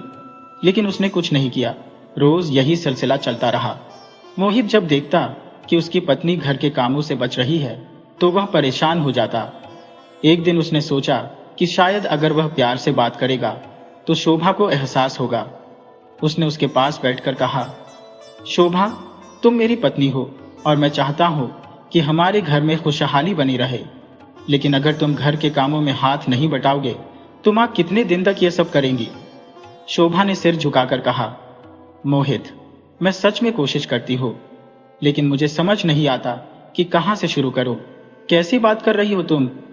अपने मायके में काम नहीं करती थी? मोहित ने सवाल किया। शोभा ने कोई जवाब नहीं दिया, बस चुपचाप उसे देखती रही। मोहित को उसकी चुप्पी और अजीब लगने लगी। दिन बीतते गए और शोभा की आलसी आदतें बढ़ती ही गई। अब तो वह बहाने भी बनाने की जरूरत नहीं समझती थी। उसे जैसे कोई फर्क ही नहीं पड़ता था कि लोग क्या कहेंगे। मोहित के सब्र का बांध अब टूटने लगा था। लेकिन सबसे ज्यादा हैरानी उसे तब हुई जब उसने महसूस किया कि शोभा जब भी अकेली होती तो अचानक बहुत फुर्ती नजर आती। एक दिन मोहित ने उसे अकेले कमरे में देखा और वह चौंक गया। जो शोभा घर के किसी भी काम के लिए आलसी थी, वही अब एकदम तेजी से कुछ कर रही थी। लेकिन जैसे ही उसे एहसास हुआ कि मोहित उसे देख रहा है, वह फिर से सुस्त बन गई। मोहित को यह सब बहुत अजीब लगा। आखिर शोभा क्यों घर वालों के सामने इतनी सुस्त बनती है, लेकिन अकेले में उसका व्यवहार बिल्कुल अलग होता है। क्या वह कोई खेल खेल रही थी या इसके पीछे कोई और बड़ी सच्चाई थी? मोहित को अब इस गुत्थी को सुलझाना था, क्योंकि उसके दिल में शक बैठ चुका था कि शोभा सिर्फ आलसी नहीं है, बल्कि वह कुछ छिपा रही है। मोहित के मन में अब शक बैठ चुका था। वह समझ नहीं पा रहा था कि शोभा सच में आलसी थी या फिर वह कुछ छिपा रही थी। दिन वही कहानी दोहराई जाती। घर में वह बिल्कुल सुस्त, लापरवाह और कामचोर बनी रहती। लेकिन जब भी उसे अकेले रहने का मौका मिलता, उसकी हरकतें बदल जाती थी। वह अचानक तेज तरार हो जाती, जल्दी जल्दी कुछ करने लगती और जब भी कोई पास आता तुरंत सुस्त पड़ जाती। मोहित ने कई बार उसे टोकने की कोशिश की, लेकिन हर बार वह मीठी मट्ठी बातों से उसे टाल देती। अरे मोहित, मैं तो तुम्हारे लिए नई नई हूं, थोड़ा वक्त तो दो ना मुझे, धीरे धीरे सब सीख जाऊंगी, वह मुस्कुराकर कहती और मोहित का गुस्सा धुआं हो जाता। लेकिन समय बीतता गया और शोभा की आदतों में कोई सुधार नहीं हुआ। एक दिन मोहित की मां ने उससे कह ही दिया, बेटा, जब से शोभा इस घर में आई है, घर के हालात बदल गए हैं। मैं बुढ़ापे में भी सब संभाल रही हूँ, लेकिन तुम्हारी पत्नी को कोई फर्क नहीं पड़ता। न वह रसोई में जाती है, न सफाई में हाथ बढ़ा है और न ही कोई जिम्मेदारी लेती है। आखिर कब तक यह सब चलेगा? मोहित ने मां की शिकायतें सुनी, लेकिन कुछ बोल नहीं पाया। उसने मां से वादा किया कि वह शोभा को समझाने की कोशिश करेगा। उस रात जब वह अपने कमरे में गया तो उसने प्यार से शोभा का हाथ पकड़ा और कहा, शोभा, मां ठीक कह रही है, तुम घर के किसी भी काम में दिलचस्पी क्यों नहीं लेती? तुम्हें पता है, इस घर में हर कोई मेहनत करता है, क्या तुम नहीं चाहती कि सब तुम्हें भी अपने परिवार का हिस्सा माने? शोभा ने एक पल के लिए मोहित की तरफ देखा, फिर मुस्कुरा दी। मोहित, मैं सच में कोशिश करती हूँ, लेकिन मैं जल्दी थक जाती हूँ। पता नहीं क्यों मुझे हमेशा सुस्ती महसूस होती है। मोहित ने गौर किया कि जब भी वह कोई गंभीर बात करता, शोभा या तो मुस्कुरा देती या फिर बात को घुमा देती। यह सब अब उसे अजीब लगने लगा था। अगली सुबह मोहित ने तय किया कि वह शोभा पर नजर रखेगा। उसने चुपचाप उसका पीछा करना शुरू किया। दिन भर वह वैसी ही रही जैसे हमेशा रहती थी, आलसी, सुस्त और बेपरवाह। लेकिन शाम होते ही जैसे ही उसे लगा कि कोई आसपास नहीं है, उसकी हरकतें बदल गई। उसने तेजी से एक संदूक खोला, उसमें से कुछ निकाला और फिर जल्दी जल्दी कुछ करने लगी। मोहित यह देखकर दंग रह गया। जब शोभा को एहसास हुआ कि मोहित दरवाजे के पीछे खड़ा है, तो उसने तुरंत संदूक बंद कर दिया और फिर से वैसे ही सुस्त बन गई जैसे वह हमेशा रहती थी। अब मोहित के लिए यह कोई छोटी बात नहीं रही थी। उसके मन में सवालों का तूफान उठने लगा। शोभा किस चीज को छिपा रही है? वह आखिर इतनी आलसी क्यों बनी रहती है, लेकिन अकेले में अचानक इतनी फुर्ती क्यों हो जाती है? कहीं वह कोई बड़ा खेल तो नहीं खेल रही? एक रात मोहित ने तय किया कि वह खुद अपनी आंखों से देखेगा कि शोभा संदूक में क्या छुपा रही है। आधी रात जब सब सो रहे थे, तो वह धीरे धीरे उठा और चुपके से उस संदूक के पास गया। उसने उसे खोलने की कोशिश की, लेकिन वह अंदर से बंद था। तभी अचानक उसे पीछे किसी की आहट सुनाई दी। मोहित, तुम यहाँ क्या कर रहे हो? शोभा की आवाज आई। मोहित ने तेजी से संदूक से हाथ हटाया और पलट कर देखा। शोभा की आंखों में अजीब सा भाव था, न गुस्सा न डर, लेकिन कुछ ऐसा जो मोहित समझ नहीं पाया। मैं बस ऐसे ही देख रहा था, मोहित ने बहाना बनाया। शोभा ने कोई प्रतिक्रिया नहीं दी, बस मुस्कुरा दी। लेकिन उस मुस्कान में अब पहले जैसी मासूमियत नहीं थी, बल्कि एक ऐसा राज था जिसे मोहित अब तक समझ नहीं पाया था। मोहित को यकीन हो गया कि शोभा सिर्फ आलसी नहीं थी, वह कुछ छुपा रही थी और अब उसे इस कुत्थी को सुलझाना ही था। मोहित की बेचैनी अब बढ़ने लगी थी।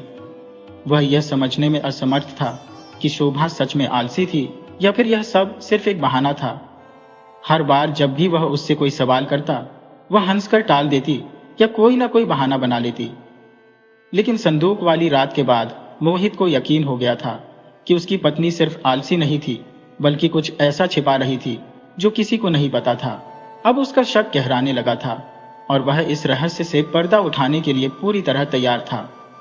अगले दिन मोहित ने घर में सभी की गतिविधियों पर नजर रखनी शुरू कर दी। वह देख रहा था कि कब कौन आता है, कौन जाता है और कब शोभा को अकेले रहने का मौका मिलता है। वह जानता था कि उसकी पत्नी सिर्फ तभी सक्रिय होती थी जब कोई आसपास ना हो, लेकिन उसकी परेशानी यह थी कि वह यह जान ही नहीं पा रहा था कि आखिर वह क्या कर रही थी। शोभा हमेशा की तरह दिन भर बिस्तर पर पड़ी रहती, आलसी होने का नाटक करती, लेकिन जब भी कोई उसे अकेला छोड़ देता, वह तुरंत उठ जाती और अपने संदूक की ओर जाती। मोहित ने महसूस किया कि वह अक्सर अपने कमरे में अकेले में रहना पसंद करती थी। यह सब कुछ संदेहास्पद था। वह समझ नहीं पा रहा था कि आखिर शोभा इतने बड़े नाटक के पीछे क्या चाहती थी। मोहित ने उस रात तय किया कि वह किसी भी तरह से उस संदूक का रहस्य जानकर रहेगा। आधी रात को जब सब सो गए, तो वह धीरे धीरे उठा और दबे पांव कमरे से बाहर निकल आया। उसने दरवाजे की ओर से देखा कि शोभा अपने संदूक के पास बैठी थी और कुछ कर रही थी। लेकिन जैसे ही मोहित ने पास जाने की कोशिश की, शोभा को आहट मिल गई और उसने तुरंत संदूक बंद कर दिया। वह धीरे से करवट लेकर बिस्तर पर सोने का नाटक करने लगी। मोहित को अब यकीन हो गया था कि शोभा कुछ बड़ा छुपा रही थी। उसे यह भी समझ आ गया था कि वह आसानी से इस राज्य को नहीं खोल सकता, क्योंकि शोभा बहुत सतर्क थी। वह हर वक्त इस बात का ध्यान रखती थी कि कोई उसे ना देखे। मोहित को अब ज्यादा चालाकी से काम लेना था। उसने अगले दिन अपनी मां को बताया कि वह 2 दिन के लिए किसी काम से बाहर जा रहा है, जबकि असल में वह कहीं नहीं जा रहा था। जैसे ही मोहित ने घर से निकलने का नाटक किया, उसने चुपके से खुद को घर के कोने में छिपा लिया, जहां से वह शोभा पर नजर रख सके। कुछ घंटों तक शोभा बिस्तर पर पड़ी रही, लेकिन फिर जब उसे पूरा यकीन हो गया कि मोहित सच में जा चुका है, तो वह अचानक उठी और अपने संदूक की ओर बढ़ी। इस बार मोहित ने उसे अच्छे से देखने के लिए एक जगह बना ली थी जहां से वह बिना देखे जा सके। शोभा ने संदूक का ताला खोला और अंदर से कुछ निकालने लगी। मोहित देख नहीं पा रहा था कि वह क्या कर रही थी, लेकिन उसने सुना कि शोभा किसी से धीरे धीरे बातें कर रही थी। मोहित के रोंगटे खड़े हो गए। कमरे में तो कोई और नहीं था, फिर शोभा किससे बातें कर रही थी? उसका दिल जोरों से धड़कने लगा। उसने धीरे धीरे झांकने की कोशिश की। उसने देखा कि शोभा के हाथ में एक चमकती हुई चीज थी। वह उसे बड़े प्यार से देख रही थी और कुछ बोल रही थी। मोहित को कुछ समझ नहीं आ रहा था, लेकिन इससे पहले कि वह कुछ कर पाता, शोभा ने अचानक संदूक बंद कर दिया और जल्दी से पलंग पर लेट गई। मोहित ने तय किया कि अब वह इंतजार नहीं करेगा, उसे अब शोभा से सीधा करना था। अगले दिन उसने जानबूझकर शोभा को अकेले में पकड़ लिया और उससे पूछा, शोभा, आखिर तुम इतनी आलसी क्यों बनी रहती हो? और वह संदूक, उसने ऐसा क्या है जिसे तुम सबसे छुपा रही हो? शोभा का चेहरा अचानक सफेद पड़ गया। उसने मोहित को देखा, फिर जल्दी से अपनी नजरें झुका ली। उसने कुछ देर तक कुछ नहीं कहा, फिर उसने धीरे से जवाब दिया, मोहित, तुम मुझसे प्यार करते हो ना? मोहित को यह सवाल अजीब लगा। उसने कहा, हाँ, लेकिन इस सवाल का इस वक्त क्या मतलब? शोभा की आंखों में अजीब सी चमक आ गई। उसने मोहित के हाथ को पकड़ लिया और धीरे से कहा, अगर मैं तुमसे कुछ कहूं तो क्या तुम मुझ पर भरोसा करोगे? मोहित ने महसूस किया कि शोभा कुछ ऐसा कहने जा रही थी जिसे सुनकर उसकी दुनिया बदल सकती थी। उसने सिर हिलाया और कहा, हाँ, मैं भरोसा करूंगा, लेकिन पहले यह बताओ कि तुम क्या छुपा रही हो? शोभा कुछ पल चुप रही, फिर उसने धीमे स्वर में कहा, मोहित, मैं वैसी नहीं हूं जैसी तुमने सोचा था। मैं आलसी नहीं हूं, मैं कुछ और हूं, और यह बात अगर तुम्हें पता चल गई तो शायद तुम मुझे छोड़ दोगे। मोहित को काटो तो खून नहीं। शोभा की इस बात का क्या मतलब था? वह कुछ और थी। क्या वह इंसान नहीं थी, या फिर वह किसी भयानक सच को छिपा रही थी? मोहित के मन में हजारों सवाल उठने लगे। उसे अब अपने ही घर में डर लगने लगा था, लेकिन अब वह पीछे नहीं हट सकता था। उसे यह सच जानना ही था, चाहे कुछ भी हो जाए। मोहित के मन में बेचैनी बढ़ती जा रही थी। शोभा की बातों ने उसके दिल में एक अजीब सा डर भर दिया था। क्या उसकी पत्नी सच में कुछ छुपा रही थी? क्या वह कोई ऐसा सच जानने वाला था जो उसकी पूरी दुनिया बदल सकता था? उस रात मोहित सो नहीं पाया। वह करवटें बदलता रहा और सोचता रहा कि आखिर शोभा ने ऐसा क्यों कहा कि अगर वह सच जान गया तो उसे छोड़ देगा। आखिर ऐसा कौन सा रहस्य था जो वह छुपा रही थी? मोहित ने ठान लिया कि वह इस रहस्य से पर्दा उठाकर ही रहेगा। अगले दिन जब वह काम से घर लौटा तो उसने शोभा की हर गतिविधि पर बारीकी से नजर रखनी शुरू कर दी। उसने देखा कि जब घर के लोग आसपास होते हैं तब शोभा एकदम सुस्त, लापरवाह और आलसी बनी रहती है, लेकिन जब वह अकेली होती है तो उसके हाव भाव और व्यवहार पूरी तरह बदल जाते हैं। उस रात मोहित ने एक योजना बनाई। उसने दिखाने के लिए सबके सामने यह कह दिया कि वह किसी जरूरी काम से गांव से बाहर जा रहा है और 2 दिन बाद लौटेगा। उसने अपनी मां को भी यही बताया और रात को ही घर से निकल गया, लेकिन वास्तव में वह घर से थोड़ी दूर जाकर वापस लौट आया और आंगन के एक कोने में छिप गया। शोभा को लगा कि अब घर में कोई नहीं है। उसने धीरे धीरे दरवाजा बंद किया और अपने कमरे में चली गई। मोहित छिपकर देखता रहा। उसे अब पूरा विश्वास हो गया था कि आज रात कुछ ऐसा होगा जिससे सारा सच सामने आ जाएगा। आधी रात के बाद जब सब सो गए तब मोहित दबे पांव अपने कमरे के पास पहुंचा। अंदर से हल्की हल्की आवाजें आ रही थी। उसने धीरे से दरवाजे की दरार से अंदर झांका। शोभा अपने संदूक के पास बैठी थी। उसने संदूक खोला और उसमें से कुछ निकालकर अपने सामने रख लिया। मोहित की सांसें तेज हो गई। वह ध्यान से देखने की कोशिश करने लगा कि शोभा क्या कर रही है, लेकिन जो उसने देखा उसे देखकर उसकी आंखें फटी की फटी रह गई। शोभा के सामने एक चमकता हुआ आभूषण था। वह कोई साधारण गहना नहीं था, बल्कि उससे एक अजीब सी रोशनी निकल रही थी। मोहित यह देखकर हैरान था कि शोभा उस आभूषण से बातें कर रही थी। वह धीरे धीरे कुछ बुदबुदा रही थी, मानो कोई प्राचीन मंत्र पढ़ रही हो। मोहित की समझ में कुछ नहीं आ रहा था। उसका पूरा शरीर कांपने लगा।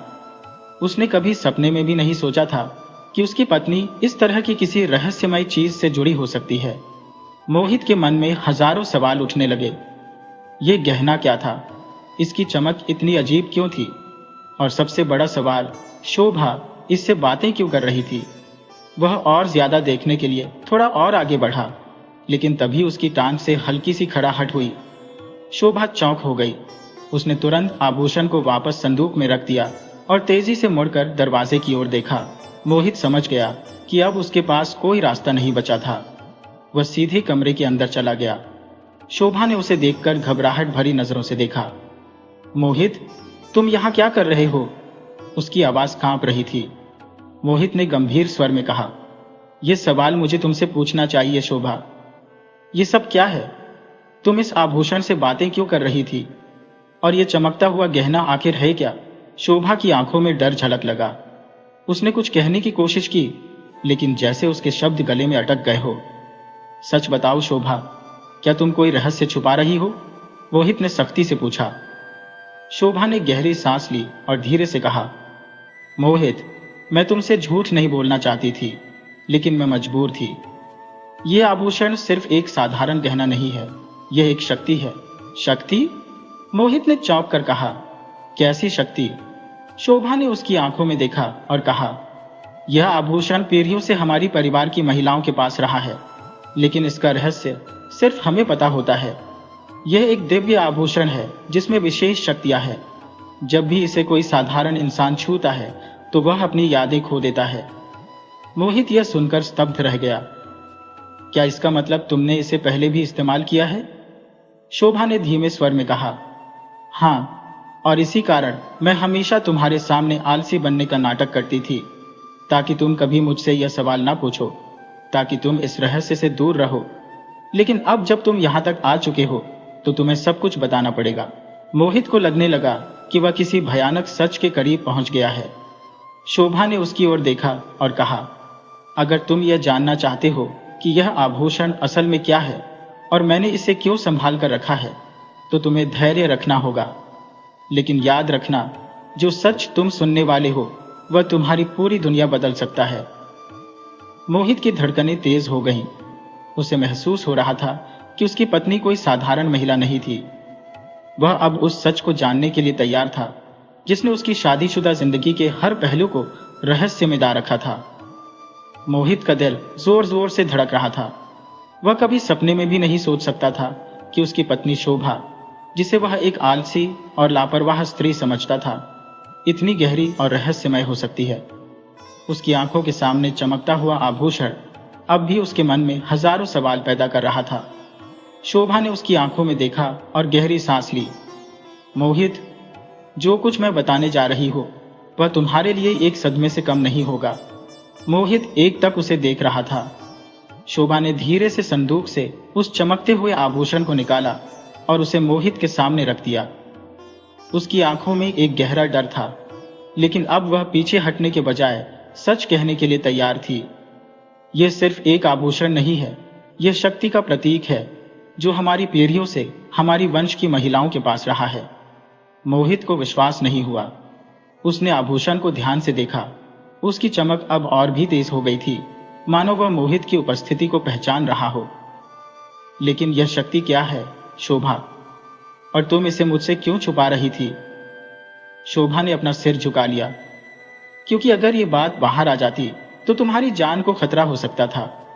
यह आभूषण केवल उन्हीं के लिए होता है जो इसे संभालने के योग्य होते हैं, लेकिन जो अयोग्य होते हैं उनके लिए यह घातक साबित होता है। मोहित ने गहरी सांस ली। तुम्हें किस बात का डर था? मैं तुम्हारा पति हूं, तुम्हारा सबसे करीबी इंसान, फिर भी तुमने मुझे अंधेरे में रखा। शोभा की आंखों में आंसू आ गए, क्योंकि मुझे डर था कि अगर तुम इस रहस्य को जान गए तो तुम्हारा जीवन खतरे में पड़ जाएगा। यह आभूषण सिर्फ शक्ति नहीं देता, यह एक श्राप भी ला सकता है। मोहित चौंक गया। श्राप? शोभा ने सिर हिलाया। हाँ, यह आभूषण हर उस इंसान की यादें मिटा सकता है जो इसे छूता है, लेकिन अगर कोई इसके असली रहस्य को जानने की कोशिश करता है तो उसकी पूरी जिंदगी बदल सकती है। मेरी माँ ने मुझे इस आभूषण के बारे में बहुत पहले ही बता दिया था, लेकिन उन्होंने चेतावनी दी थी कि मैं इसे किसी को भी ना दिखाऊं। इसलिए मैं घर में हमेशा सुस्त और आलसी होने का नाटक करती थी, ताकि कोई मुझसे कोई सवाल ना पूछे, ताकि कोई इस रहस्य तक न पहुंच सके। मोहित अब तक पूरी तरह अवाक रह गया था। उसे लग रहा था कि जैसे वह कोई सपना देख रहा हो। उसकी अपनी पत्नी, जिसके बारे में वह सोचता था कि वह साधारण गृहिणी है, किसी गहरे रहस्य की रक्षक निकली। लेकिन शोभा, यह शक्ति तुम्हारे पास क्यों है? और क्या तुम इस आभूषण को इस्तेमाल कर सकती हो? शोभा ने धीरे से मुस्कुराया। मैं इसका उपयोग केवल तभी कर सकती हूँ जब कोई बड़ा संकट आए। यह कोई आम गहना नहीं है मोहित। यह कुछ महान अर्शियों द्वारा बनाया गया था, जो इसे सिर्फ उस स्त्री को देते थे जो इसकी रक्षा करने में सक्षम हो। और अब यह मेरे पास है। मोहित की उलझने और बढ़ गई। तो अब क्या होगा? क्या तुम इसे अपने पास रखोगी? शोभा ने धीरे से सिर हिलाया। नहीं, अब समय आ गया है कि इसे हमेशा के लिए छुपा दिया जाए। मैं इसे अपने साथ नहीं रख सकती, क्योंकि अब यह रहस्य उजागर हो चुका है। मोहित कुछ बोलने ही वाला था कि अचानक कमरे की खिड़की के बाहर एक हलचल हुई। किसी के पैरों की आहट सुनाई दी। शोभा तुरंत सतर्क हो गई। मोहित, कोई हमें देख रहा है। मोहित भी चौकन्ना हो गया। उसने धीरे से दरवाजा खोला और बाहर झांका, लेकिन बाहर कोई नहीं था। उसने आंगन में नजर दौड़ाई, लेकिन चारों ओर सन्नाटा था। शायद मेरा वहम था, मोहित ने कहा। लेकिन शोभा जानती थी कि यह सिर्फ वहम नहीं हो सकता। कोई था जो उनके इस रहस्य को जानने की कोशिश कर रहा था। हमें यह आभूषण आज ही कहीं सुरक्षित स्थान पर छुपाना होगा, शोभा ने दृढ़ता से कहा। मोहित ने उसकी बात मान ली। वे दोनों रात के अंधेरे में घर से निकले और गांव के बाहर जंगल की ओर बढ़े। घना अंधेरा था और चारों ओर डरावना सन्नाटा था, लेकिन शोभा आत्मविश्वास से भरी थी। हमें इसे एक ऐसी जगह रखना होगा जहां कोई इसे दोबारा न पा सके, शोभा ने कहा। मोहित ने सिर हिलाया और दोनों एक गुफा में पहुंचे। ये गुफा गांव से दूर एक सुनसान पहाड़ी के नीचे थी, जहां कोई कभी नहीं आता था। शोभा ने गहरी सांस ली, आभूषण को अपने हाथों में लिया और एक गहरे गड्ढे में रख दिया। फिर उन्होंने उसे मिट्टी और पत्थरों से ढक दिया। अब यह हमेशा के लिए छिप गया है, शोभा ने कहा। मोहित ने उसकी ओर देखा और अब शोभा मुस्कुराई। अब हमारी जिंदगी वापस पहले जैसी होगी।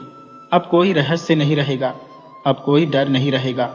मोहित ने राहत की सांस ली, लेकिन जैसे ही वे वापस जाने लगे, हवा में एक अजीब सी सरसराहट हुई। मोहित ने पीछे मुड़कर देखा, लेकिन वहां कुछ नहीं था। क्या हुआ? शोभा ने पूछा। मोहित ने धीरे से कहा, मुझे नहीं पता, लेकिन ऐसा लग रहा है कि कोई हमें देख रहा था। शोभा ने गहरी सांस ली और मोहित का हाथ थाम लिया। अब सब कुछ खत्म हो चुका है। हमें अब बस अपनी जिंदगी की ओर लौटना है। मोहित ने भी सिर हिलाया और दोनों वापस घर की ओर बढ़ गए। सुबह जब सूरज निकला तो गांव की जिंदगी सामान्य रूप से चल रही थी। मोहित और शोभा भी अपनी जिंदगी में लौट आए, लेकिन दोनों के दिलों में यह बात हमेशा के लिए बस गई थी कि उन्होंने एक ऐसा रहस्य छुपाया है जिसे कभी भी कोई नहीं जान पाएगा। लेकिन क्या सच में यह रहस्य हमेशा के लिए दफन हो गया था, या फिर कभी कहीं कोई इसे दोबारा खोजने की कोशिश करेगा? यह सवाल अब भी हवा में तैर रहा था। जीवन में कभी कभी जो दिखता है वह सच नहीं होता। मोहित ने अपनी पत्नी को हमेशा आलसी समझा, लेकिन असल में वह एक गहरे रहस्य की रक्षक थी। यह हमें सिखाता है कि किसी को परखने से पहले उसकी परिस्थितियों और छिपे हुए कारणों को समझना जरूरी है। शोभा ने एक बड़ी जिम्मेदारी निभाई, लेकिन अपनी चतुराई और संयम से उसने न केवल अपने परिवार को सुरक्षित रखा, बल्कि एक अज्ञात शक्ति को गलत हाथों में जाने से भी रोका। यह बताता है कि सच्ची बुद्धिमानी केवल बाहरी तेजी में नहीं होती, बल्कि धैर्य और दूरदर्शिता में भी छिपी होती है। यह कहानी हमें यह भी सिखाती है कि हर व्यक्ति की एक अपनी अलग भूमिका होती है, जिसे वह किसी न किसी कारण से निभा रहा होता है। किसी को भी उसके बाहरी व्यवहार से जज करना उचित नहीं है, क्योंकि हर इंसान के पीछे एक अनकही कहानी होती है। शोभा और मोहित की तरह ही हमें भी जीवन में आने वाली हर चुनौती को समझदारी, धैर्य और सही निर्णय से हल करना चाहिए। सच्ची शक्ति किसी गहने में नहीं, बल्कि हमारे विचारों, कर्मों और सच्चाई की रक्षा करने की भावना में होती है। शायद इस दुनिया में कई ऐसे रहस्य हैं जो समय के गर्भ में छिपे हैं, लेकिन जो व्यक्ति धैर्य और समझदारी से अपने कर्तव्यों का पालन करता है, वही सच्चा विजेता बनता है।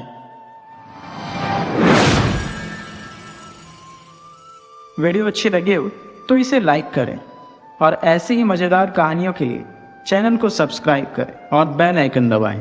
ज़्यादा से ज़्यादा अपने दोस्तों को शेयर करें। धन्यवाद।